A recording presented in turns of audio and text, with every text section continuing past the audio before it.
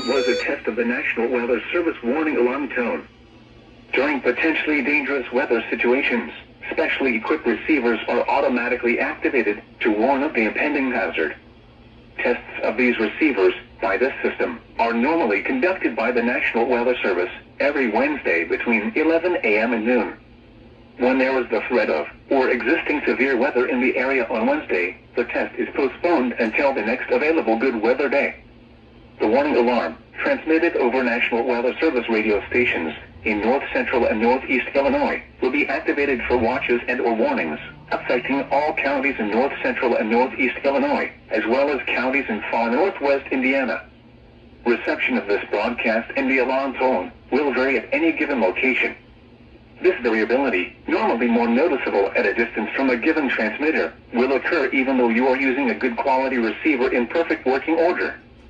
This concludes the tone alarm test. We will now return to our regular program.